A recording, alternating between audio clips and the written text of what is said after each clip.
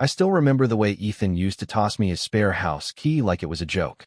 "In case you ever need to crash," he'd say, smirking, always half serious. We'd been best friends since 8th grade. Played on the same JV football team, co-managed a landscaping business the summer before college, even got the same stupid compass tattoo on our shoulders at 19, some symbolic thing about loyalty and direction, though neither of us really had any back then. He was the kind of friend who'd show up at 2 a.m. if your car broke down, who knew the exact way I took my coffee and the names of every girl I'd ever been hung up on. And when I met Rachel, he was the first one I introduced her to. I was nervous about that, about how close they might become, about the way his charm worked like gravity on people. But I pushed those thoughts down, called them insecure, told myself I was lucky to have both of them in my life. Rachel was different. Or maybe she just seemed different. Soft-spoken, with a sense of stillness that calmed the chaos in me. She was all quiet bookstores and slow Saturday mornings, little notes in my lunchbox and laughter that made silence feel like music. I fell for her so hard, it almost scared me. Ethan was the best man at our wedding.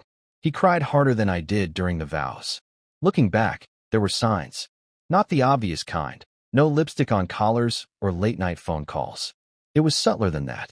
It was the way Rachel's laughter changed around him, like she exhaled differently. It was how she started referencing things Ethan had said in conversations I wasn't part of, how she brushed off questions about their inside jokes with a quick, "You had to be there." At first, I told myself I was being paranoid, that it was good my best friend and my wife got along, that any weirdness was on me. The first real crack came on a random Tuesday. I came home early from work. Nothing dramatic, just a power outage at the office. I remember walking in and hearing laughter from the kitchen, the kind of laughter Rachel hadn't made in months. I stood in the hallway, out of sight, and listened. Ethan's voice, hers, and silence in between, the kind you can feel even through walls. When I walked in, they both froze for a half-second too long.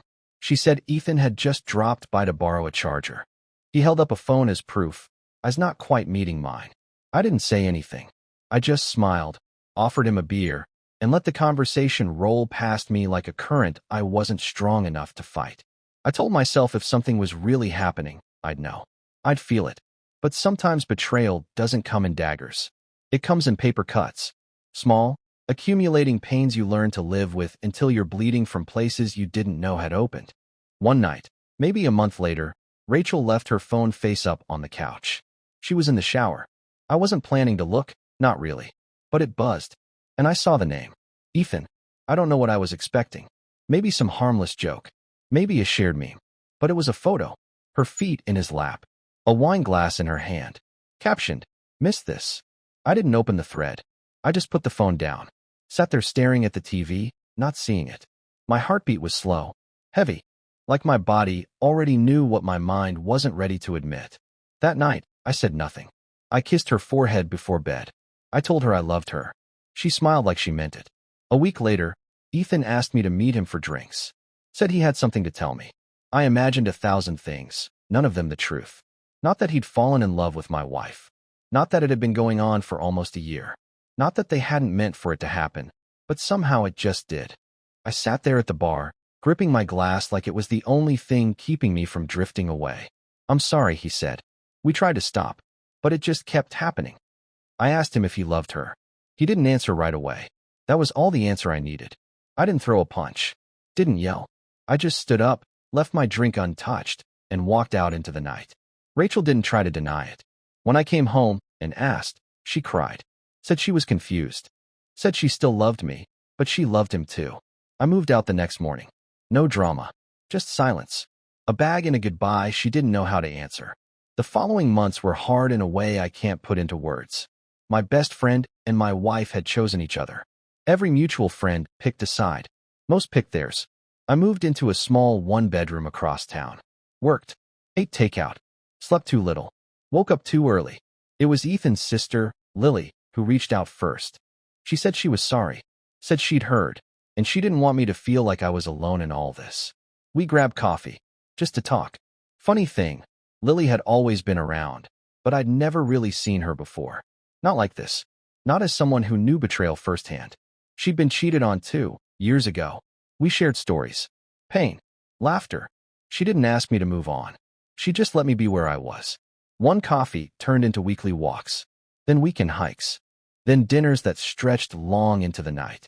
She made me laugh again, made me feel like I wasn't just the sum of what I'd lost. And somewhere in that slow, quiet unfolding, something shifted. But that's the next chapter. And trust me, it gets complicated. It started small, the way all honest things do, with coffee, late walks, and stories neither of us had shared out loud in years. Lily had this gift. She knew how to let silence breathe. When we sat together, I didn't feel like I had to perform grief or hide it. I could just be. She never said a bad word about her brother. That surprised me. I think part of me wanted her to, maybe even needed it at first. But she held her pain differently, gracefully, like she knew hating him wouldn't undo what he did, and dragging him through the mud wouldn't heal the parts of her that still loved him. There was a Sunday morning I still think about. We were walking along the river trail just outside town. The fog was low, the path quiet. Lily pulled a flask from her jacket and handed it to me. Spiced coffee. Warm. Sharp. Honest. He used to be my hero, she said, staring out at the water. Ethan, I thought he'd walk me down the aisle one day. Be the godfather to my kids. It's weird how people disappear without leaving. I didn't know what to say, so I just nodded. That felt like enough. She didn't need fixing. Neither of us did. We just needed somewhere soft to land for a while. The first time we kissed, it was raining. The kind of warm, summer drizzle that smells like pavement and wet pine. We were standing outside my apartment, debating whether to go in or call it a night. I made some dumb joke. I wish I remembered what it was, but she laughed, looked up at me, and then just leaned in. It wasn't fireworks. No music swelled. No grand revelation. It was something quieter, something real. A moment that didn't need to mean everything, just something. After that, we took things slow. Not out of fear, but respect. We were still both carrying broken pieces, and we didn't want to build something new out of bitterness. So we cooked together, watched old movies, talked about everything but them, Rachel and Ethan, until, slowly, we could talk about them too. Funny thing is, the more I healed, the more I saw my own part in the wreckage. Not the affair, I didn't cause that, but the way I had drifted in the marriage, too. I'd been present, sure, but not awake. I worked late, zoned out during dinner, let the routines numb us. I didn't cheat, but I didn't nourish what we had either. That doesn't excuse what they did, but it helped me understand how the cracks got wide enough for someone else to slip through. About 9 months after the divorce, I heard through a mutual friend that Rachel and Ethan had gotten married. Small ceremony. Destination wedding. Mexico, maybe? I didn't ask. Didn't want photos. Didn't want the details. But what I didn't expect, what knocked the wind out of me, was how okay I was. Not happy for them. Not angry either. Just okay. Like hearing about an old coworker you no longer think about. That kind of distant curiosity, fading as quickly as it came. When I told Lily, she was quiet for a second. Then she just said, "Good. Now they can be each other's lesson." It made me laugh harder than I had in weeks. By the time our first anniversary came around, yes, we called it that, quietly, we spent it at a little cabin in Vermont. Snow outside. Firewood stacked neatly. She brought me a compass. Not a tattoo. An actual compass. Small, brass, etched with the words, "Still finding your way." She smiled when she gave it to me. Figured you could use a new one. We didn't talk about Ethan that weekend. Not once. We didn't need to. But of course, the past doesn't stay buried just because we stop mentioning it. A few months later, we ran into them, Ethan and Rachel, at a bookstore of all places. The irony wasn't lost on me. I'll tell you what happened next. But you should know, it didn't go the way I thought it would. And it changed everything. It was a rainy Saturday afternoon, the kind where the sky feels too heavy to hold its own weight. Lily and I ducked into this quiet little bookstore downtown, a place with crooked shelves and old jazz records playing faintly behind the counter. We weren't looking for anything in particular, just warmth. Something to browse, to pass the time. We'd been walking hand in hand, talking about maybe getting a dog, something medium-sized and lazy. The bell above the door chimed. And there they were. Ethan, Rachel. I don't know who saw who first. I just remember the way Lily's hand tensed slightly in mine, then relaxed. Rachel froze mid-step. Ethan blinked like he'd seen a ghost. I guess, in a way, he had. I hadn't seen him since that night at the bar. Hadn't seen her since I moved out. They looked ordinary. Not miserable. Not glowing either. Just two people who'd moved on and maybe didn't know how to carry the weight of the past when it walked back into the room with a coat on and a woman at his side. Rachel's eyes dropped to our hands. Ethan followed. That was the moment. That was when the realization hit him. Not just that I'd moved on, but who I'd moved on with. His sister. For a second, the silence between us had shape. You could feel it, like a tight wire stretched across the aisle between self-help and fiction. Ethan spoke first. Lily. His voice cracked, softer than I'd ever heard it. Not guilt, not anger, just something that sounded dangerously close to regret. Hey, she said, casual, like they hadn't broken each other. Didn't know you two were together, she offered. Yeah, it's been a while. Rachel didn't say anything. She just looked at me, eyes searching for something. Maybe shame, maybe sadness. I didn't give her either.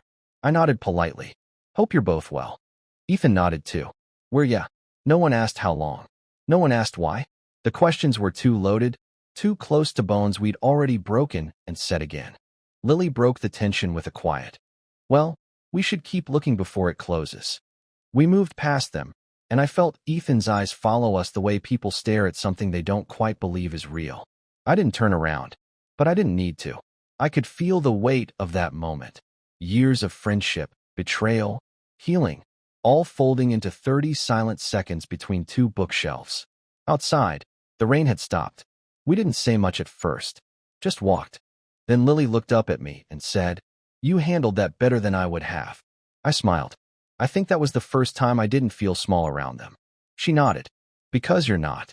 It hit me then, how far I'd come. Not in spite of the betrayal. Because of it. The version of me that walked into that bookstore was not the man Ethan betrayed or the husband Rachel left. He was someone rebuilt. Grounded. Loved again, not blindly, but deeply. I don't know what their marriage looks like behind closed doors. Maybe they're happy. Maybe they're haunted. It's not mine to wonder. What I know is this. Sometimes the people we think will be our forever are just our lesson. And sometimes, in the fallout, you find someone who sees the rubble in you and still chooses to stay. Lily and I are still building. Slowly, gently, but together. Ethan once said loyalty was a compass. I used to believe that. But I've learned that loyalty means nothing when it's only pointed at people who've lost their way. So I found a new direction. With a woman who knew where true north was all along.